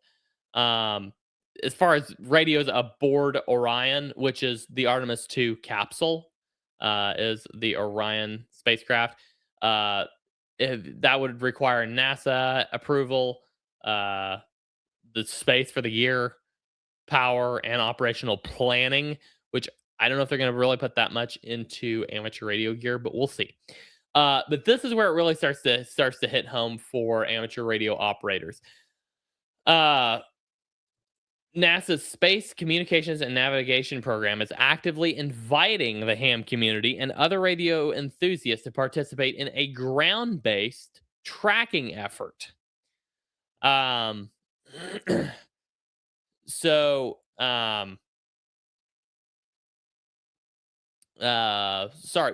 John Whiskey Victor 3 Lima says, he's talking to AG5CC about exam scheduling. I thought you were talking about the Artemis 2 mission, John. I apologize. I'll get back to what I was talking about. So NASA is seeking volunteers, including skilled amateur radio operators, to receive and track the radio signals from the Orion spacecraft as it travels to and from the moon. This is not two-way communication, but passive reception of telemetry signals and measurement of Doppler shifts in the spacecraft's transmitted radio waves, a technique used for assessing its velocity and trajectory. The effort builds on similar public volunteer tracking program conducted for Artemis 1, the uncrewed test flight in 2022. Billy says, just bring a G90 to the moon. That thing works with any antenna. Absolutely. Yeah, just bring a G90 to the moon, grab yourself like one of those clip leads to just clip it onto your spacecraft, use the spacecraft as the antenna, tune it up, you're good to go. Absolutely. Yeah, that's awesome. So so volunteers could use the radio receiving systems, often including directional antennas, to pick up S-band or other spacecraft transmissions, record signal data, and submit the tracking records to NASA for analysis. So primary Artemis communications are going to rely on NASA's Near Space Network and Deep Space Network. Those mission frameworks explicitly, the mission framework explicitly invites external ground stations many of which are amateur radio or citizen science setups to participate in the tracking. They are inviting this. So, so as a note, formal involvement required registration and specialized equipment, but amateur radios with suitable antennas and receivers have been welcomed to engage on a less formal front. NASA's space communications and navigation program. They're tapping into external ground stations. They want to see how well non-government receivers can track the frequency changes and provide the Doppler data. That's going to help them build commercial partner tracking capability for future Moon and Mars missions. Artemis 2 uses S-band radio communications. This is 2200 to 2290 megahertz. So equipment probably not everybody has, but really cool nonetheless. This is similar to their prior deep space downlinks. And it's the focus of the volunteer tracking efforts. You will not be able to decode crew voice, mission data, or imagery. Those are handled by NASA's near space and deep space networks and may be encrypted or encoded. Passive tracking is about signal acquisition and measurement, not full decoding. It would be really cool if you could decode it, but we'll see if anybody hacks that or not. So NASA does want ground stations to receive the spacecraft signal carrier, measure the frequency shift over time, which is Doppler shift, and submit that data to NASA for trajectory analysis. So to explain Doppler shift, it's caused by spacecraft's relative motion as it moves toward and away from Earth. The frequency changes slightly. Even tiny shifts help refine spacecraft tracking. This is really interesting to me. I haven't taken our space and satellite course. If you take our space and satellite course, like in the next however many days it is until the mission starts, then maybe you'll understand this a little bit more. But anyway, so just glancing at the chat, I'm not sure I want to get involved in that conversation, so we're going to keep on with this. So you would need requirements to track this. You're going to need a receiver capable of S-band. So a receiver that's going to pick up 2.2 to 2.3 gigahertz. An SDR receiver is going to be a really cool, it's going to be your best friend. Narrow band frequency resolution as well to track those tiny Doppler shifts.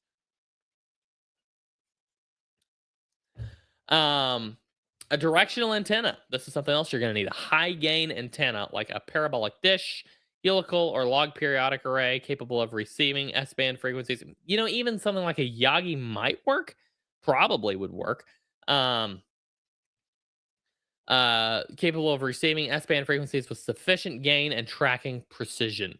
Manual pointing or motorized tracking to keep the spacecraft signal in view. You're going to probably need that. Stable frequency reference, a high stability local oscillator, GPS disciplined reference. That helps ensure accurate Doppler measurement. Recording and logging. Logging. You're going to need precise time-stamped records of frequency and signal data. I can make a couple suggestions of how you can keep track of precise time-stamped records of frequency and signal data. It's called worldradiologue.com. Go sign up for a free account today. But yeah, absolutely. You can log these in World Radio League and submit them later. Submission format must comply with SCAN data standard requirements. This is the Space Communications and Navigation by NASA. It must comply with their data standard requirements. This was an improvement made after Artemis 1 volunteer tracking. So, figure out what their format is and log your contacts in World Radio League. You can export them from there and make sure they match the scan data requirements. So where and when you can track. Artemis 2 is a 10-day mission around the moon and back, with major signal availability phases during translunar cruise, lunar flyby, and return. Your station's ability to receive usable signal depends on geographical location, antenna pointing, no obstructions in the sky, spacecraft elevation angles, predicted orbital predicted orbital trajectory. So NASA could provide precise orbital. I am struggling today, guys. NASA could provide precise orbital data, as was done for Artemis 1 orbitable. So trackers know when the spacecraft is above their horizon. We'll see if they do that or not. So currently, let's grab the latest information here just to make sure we're up to date. On the Artemis 2 mission schedule. So NASA apparently hit a snag in their wet dress rehearsal today.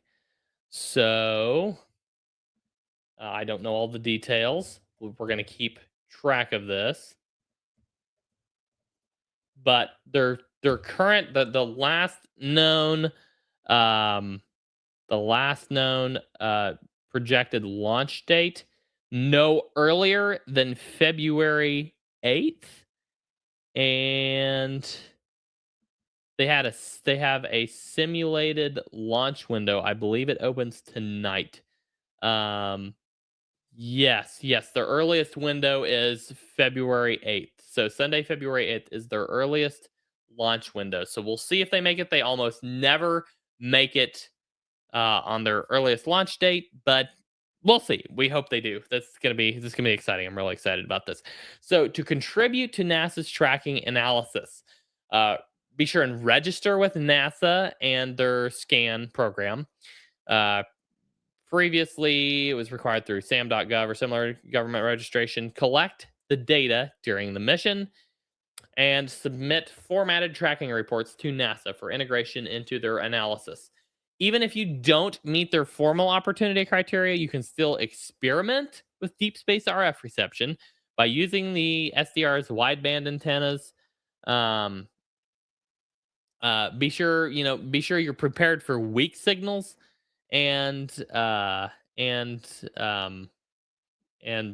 high Doppler shifts, and you're gonna have to probably have some precision equipment. So even if you aren't on their list or you don't meet their formal criteria, you can still have some fun with it.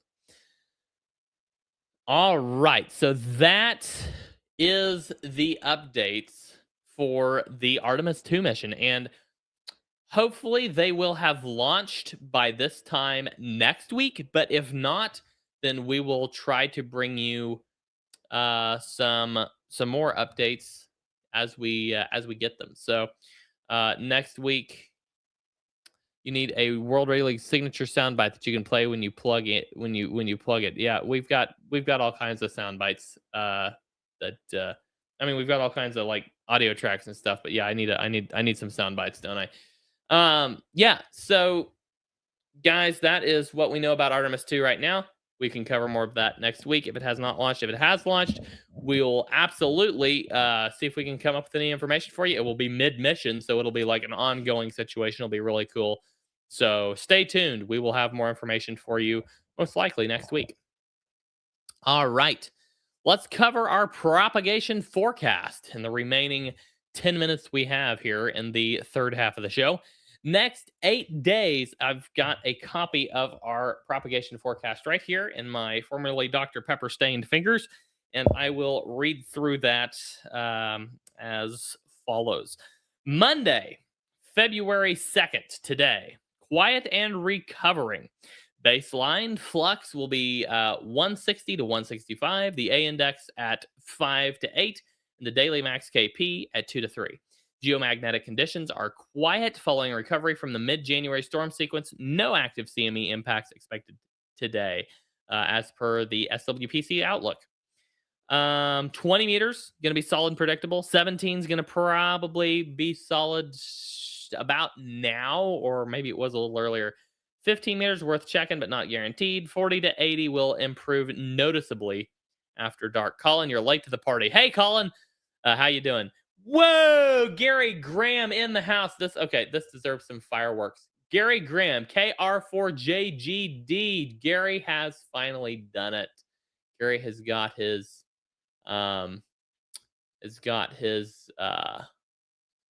his call sign here. Gary, we're going to throw some fireworks your way. Here we go. Boom. Congratulations, Gary. KR4JGD.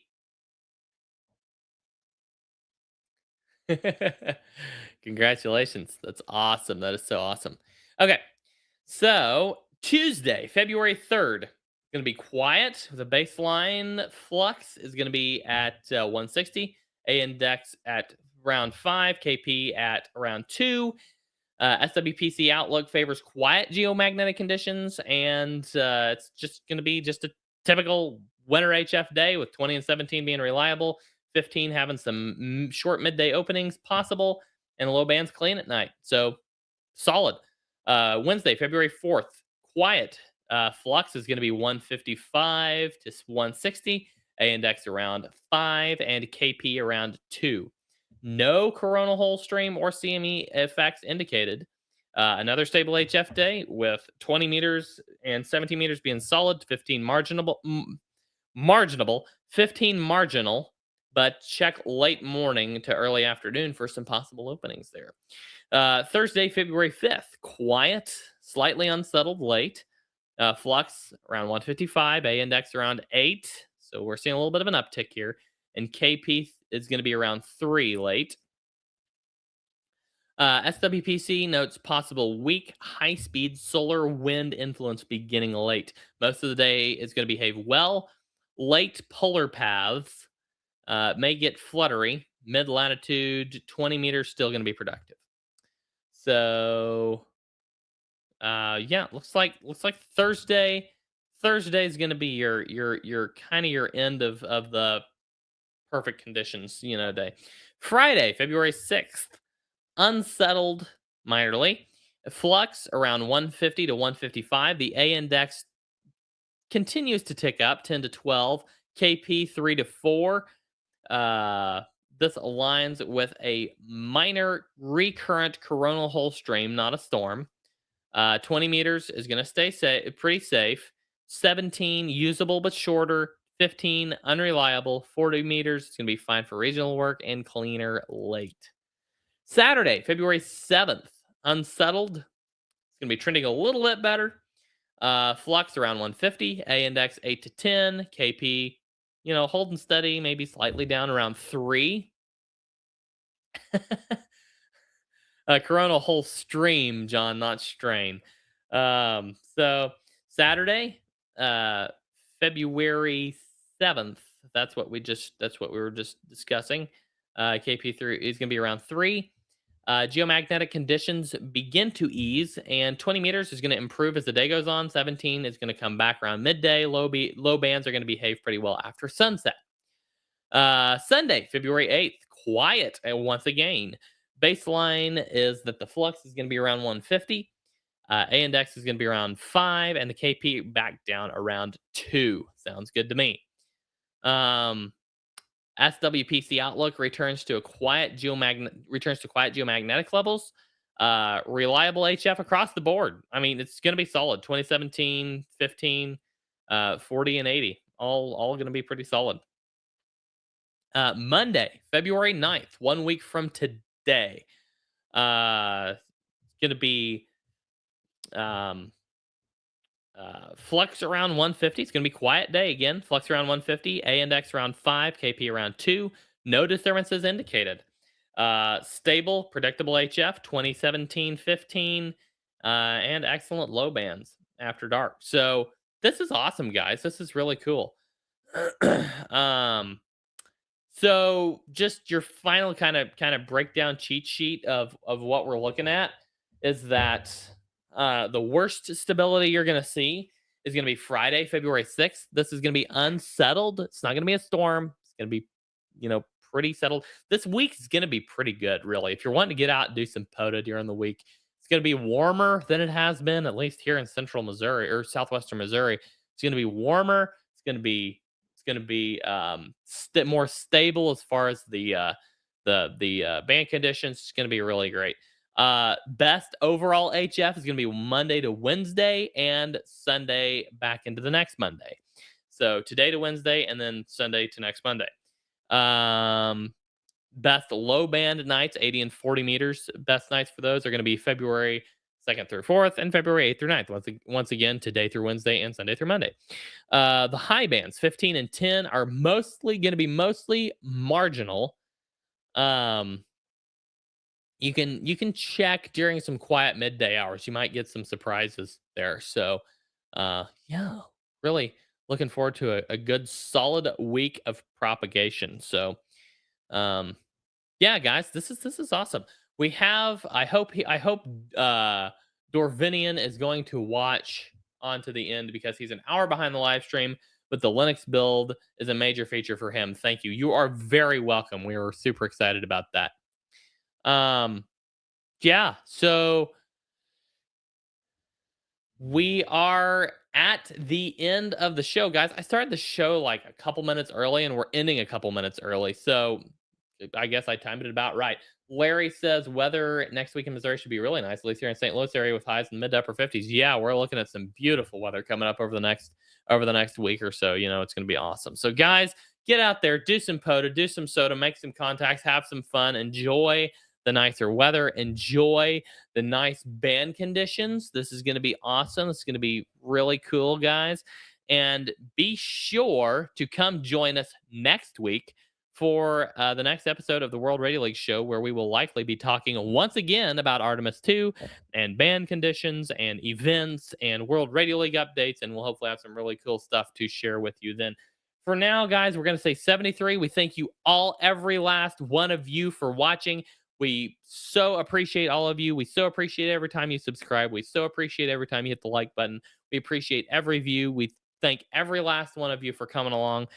We appreciate most of the comments, and we really enjoy y'all. So thank you very much for coming along and for another episode of the World Radio League show. And we will see you next week. I am Andy, N0APX, saying 73, and we'll catch you next time. November 0, Alpha Papa X-Ray is cleared.